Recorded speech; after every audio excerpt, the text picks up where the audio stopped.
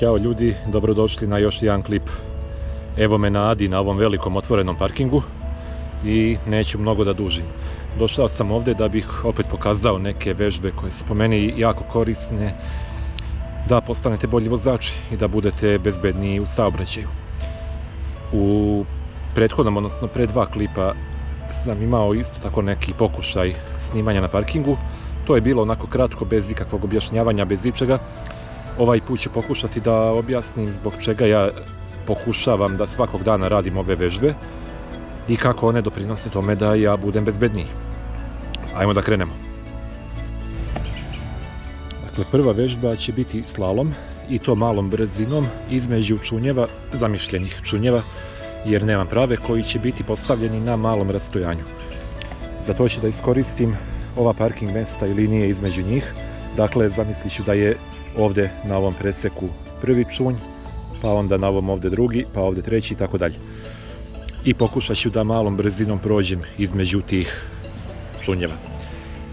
Nakon ovoga ponavljam vežbu, opet ide slalom, ali ovaj put se kreće malo većom brzinom i ovaj put zamišljam da su čunjevi postavljeni na svakom drugom preseku. Dakle, prvi je ovdje, drugi je ovdje, treći je tamo negdje. Znači na svaka 2 parking mesta je po jedan zamišljeni čunj i onda prolazim između njih opet malo većom brzinom. Ono što mi je bitno kod slaloma je da nema naginjanja, ne koristim kočnicu ili ću se bar truditi da je ne koristim. Dakle, pokušavam da ostanem uspravno i da guram motor od sebe. Sad ću probati da pokažem koji položaj zauzimam i kako se motor kreće kada ja idem levo-desno.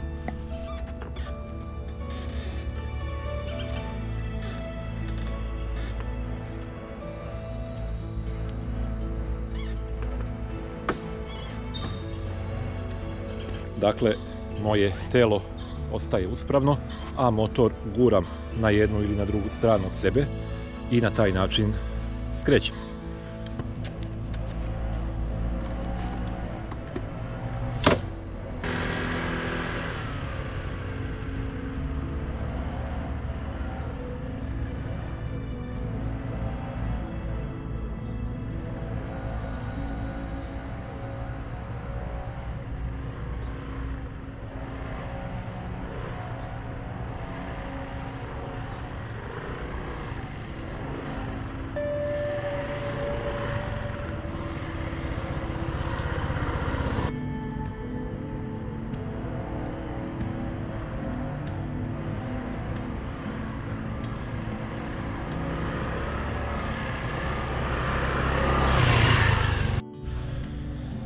Sljedeća stvar koju bih voleo da probam je naglo kočenje i izbjegavanje prepreke nakon toga. Koja je poenta ove vežbi? Po meni ovo je jedna od najkorisnijih vežbi koju možete da radite. Zamislite da vozite pravo i ispred vas iz poredne ulice izleti auto i zakoči.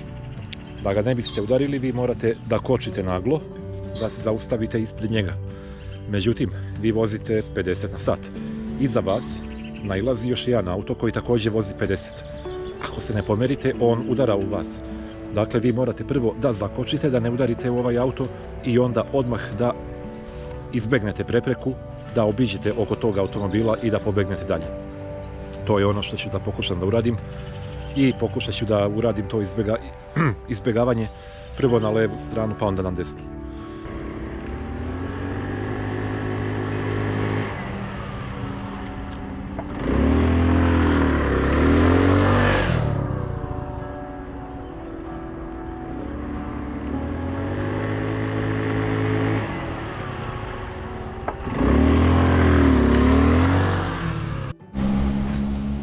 I još jedna stvar koju bih voleo da probam je naglo kretanje i kočenje. Kretanje i kočenje. Dakle, krenem, ubrzam do ne znam nija koje brzine, naprimjer 3-4 parking mesta ću da prođem i onda da naglo zakočim. Ponovo krenem, ponovo zakočim i tako nekoliko puta, čisto da stekne malo samopouzdanja kod tog naglog kočenja i kretanja, što opet može biti bitno u uslovima gradske vožnje.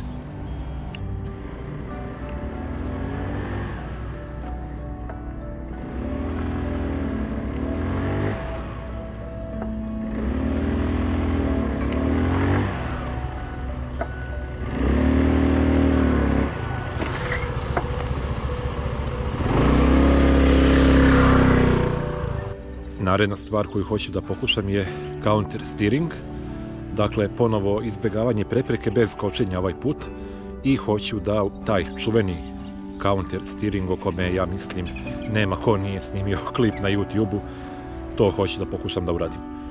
I postavit ću i originalan snimak i usporen snimak da vidite kako se točak pokreće, prednji točak, i da pokušate da razumete kako to funkcioniše. Dakle, kod counter steeringa jednostavno, umjesto da kao pri malim brzinama, ako hoću da skrenem na primjer desno, pri malim brzinama ću ja da okrenem na desno korman, odnosno da povučem ovu desnu stranu ka sebi i motor će da krene desno. Pri nešto većim brzinama, šta ja radim? Ja ovu desnu stranu blago gurnem od sebe, naravno što je veća brzina i taj pokret mora da bude jači i odlučniji. Gurnem, motor, odnosno korman, se prvo blago okrene u levo, ali odmah nakon toga motor počinje da se naginje na desno i ja skrećem desno. Imam sreće što je ovaj skuter lak, pa mogu da ovo pokažemo korištenjem jedne ruke i jedne noge. Dakle, to je sva filozofija. Vozim, nailazim na prepreku, gurnem ga desno i on će da skrene desno. Prije toga će se na kratko vidjeti na kratko ćete vidjeti u jednom trenutku kako se na levo okrenuo točak, ali nakon toga motor se naginje desno, ide desno. Za skretanje levo, ista stvar, umjesto da vučem levo, ja gurnem korman od sebe levo, točak se blago prvo okrene na desnu stranu, a onda se motor naginje na levo i ja skrećem levo. I vidjet ćete i na usporenom snimku kako sve to izgleda.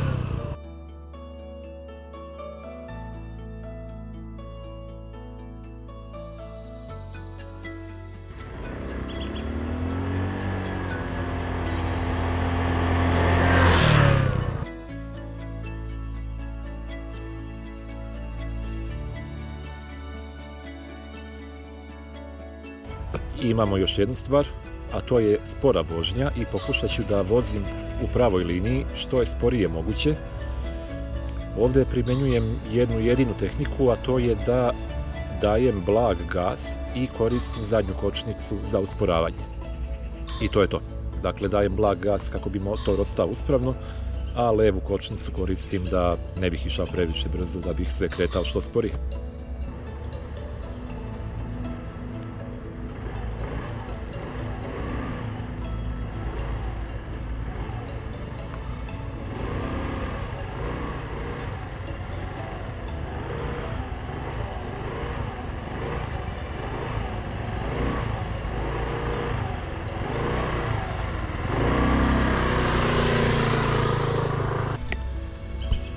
I ljudi, to bi bilo to. Nadam se da je ovo nekome bilo korisno i zanimljivo. Naravno, kao što znate, ja sam još uvek početnik. Nemam ja neko iskustvo i neke hiljade i milijone kilometara da mogu da tek tako učim druge ljude. Ali evo, ovo je jednostavno neko moje razmišljanje i ovo su stvari koje ja više manje svakodnevno radim. I pre odlaska kući ili pre odlaska na posao dođem na neki prazan parking i jednostavno provedem 10-15 minuta u vežbanju. Ako nemate ovakav veliki parking, a velika je vjerovatnoća da ga nemate u svojoj blizini, nađite neki manji parking, nađite neku manju ulicu gdje nema saobraćaja, ili jednostavno u svakodnevnoj vožnji kada nema gužve na putu, zamislite da je neko izleteo ispred vas, zamislite da nailazite na rupu, zamislite da morate da se provučete između automobila, šta god, i onda napravite simulaciju sebi u glavi i izvežbajte to što treba da vežbate. Smatram da je to jako bitno da bi konstantnim treningom ovi pokreti ušli u rutinu, u mišićnu memoriju, i ako vam se sutra u realnom saobraćaju zaista dogodi da morate da uradite neko izbjegavanje ili kočenje, da vaši mišići automatski znaju i bez razmišljanja šta treba da rade i kako treba da rade, i da vi znate kako u toj situaciji reagujete vi i vaš motor. Dakle, to je također jako bitno za to samopouzdanje i za uspješno preživljavanje u saobraćaju. To bi bilo to. Vidimo se, čujemo se, ostavite neki komentar kako vam ovo deluje i šta biste vi uradili drugačije, da li biste dodali, naravno ima još vežbi, ima još stvari, ali šta biste još vi ubacili u neku svoju svakodnevnu rutinu na ovako nekom parkingu ili poligonu. Vidimo se.